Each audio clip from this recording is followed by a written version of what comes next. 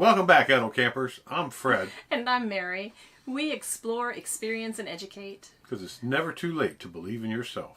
Ain't that the truth? All right, Edel Campers. There's a hurricane coming. We're in Wildwood. It's Saturday.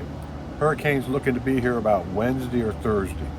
And we're not sure if we're going to stay or if we're going to go. But if we're going to stay, which we'll plan to stay, and we'll plan to leave at the same time. But if we're going to stay, there's some things we need to do. First thing we're going to do is check the freshwater tank.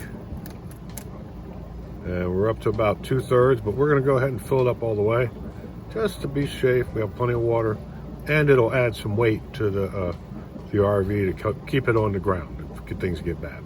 Now, while I'm filling up the water tanks, I always like to set an alarm for 5 minutes, just so I don't forget. Because if you get occupied doing something else, it could be kind of messy. Later on, we'll dump the black tank before the hurricane gets here. Probably won't do that till Monday.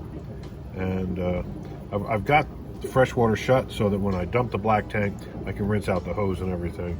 Because we're going to want to pick up all our hoses and make sure they're not scattered all over the yard. Because they might blow around and hurt somebody. All right, the timer's done. Let's check. And we're full, so we're going to turn it off. So step number 1, water tank full. And the next thing, generator. Dun, dun, dun. You want to make sure your generator is good to go. You should have the oil changed in it periodically. We just did ours not too long ago. And full of gas. We, of course, come off our diesel tanks. We don't have to worry about that. We are full of diesel. And we just ran it when we came across Florida. A little air conditioning in the bus. So she's good to go. I'm not even going to bother. But 8,000 watts ready to keep us nice and happy in the storm. We probably won't need it. And then, be sure to shut it. Woo! Like they always say, check under the hood. All right, number 3, check your propane. First row of lights, that's propane. Second row, is fresh water. Third is the black water, or what they call the holding tank. And as you can see, not a lot in the gray water. We're working on putting a little in there to help rinse the hoses out before we put them away. So number 4, you want to make sure your cell phones are all nicely charged. Maybe your watch, if you got a watch, charge it. And for us, not a big problem because we put in this 12-volt charging station that runs off the main batteries. So we're good to go. And our batteries are charged. Number 5 is you want to make sure you know where your emergency exits are.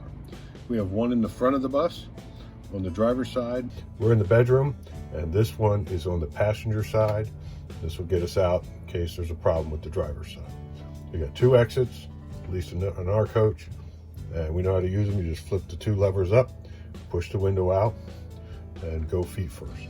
All your objects need to be brought in, including the grill, the bikes, the chairs. All small and large objects need to be put away as if you are traveling. If you take any medication, have them prepped and ready in case you have to bug out of here. Okay, one of the things you have to consider when you're preparing for a hurricane is what are your options? We have a mobile home, well, Class A. So our home is on wheels. We can just drive it out of here and go north or south, or we can even go east. Problem is there's a hurricane. It's going to be smack dab in the middle of all of those. And but we are inland, so that should lower the impact. What I am worried about is this tree here. We'll just have to deal with that. But that's what we're looking at in the main thing. Second option is we hop in the RV, hook up the truck, and we bug out. And again, we can head north, we can head south, or we can head east. Most of those are going to be covered by the rain at least, and the hurricane. So, but it's an option. So of course our final option is to bug out in Rocky. Leave the RV, bring in the slides, everything, bring it in, lock it up, and then we take off. We head north, we head west, we head south, well we head east, not west. And pick where we want to go, wait the storm out, and then come back. What most probable is we would go south against the storm, kind of arcing out to the east coast, and then come back in, and then we could follow the storm back in. So, but again, it's a little early. This is again a Saturday. Storm's not really going to be here till about Wednesday, Thursday, probably in the middle of the night, because that's the way they do it. And we should make some kind of decision and an update on Monday. So until then, not a lot of information. Just right now we're in preparation mode. Get everything done and have a plan. We have 3 plans. We stay, we leave, we take everything and we leave, or we just bug out in Rocky. And with Rocky, I think is the longest wait we could have before we make a final determination that that's what we're going to do. But we want to have Rocky prepared, we want to have the RV prepared, and we want to have our site prepared.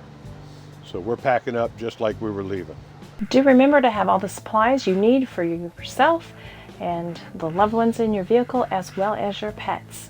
Be well stocked. If you decide to stay and ride out the storm, make sure the office knows your site number, the number of people who are staying in your RV, and the number of pets you have.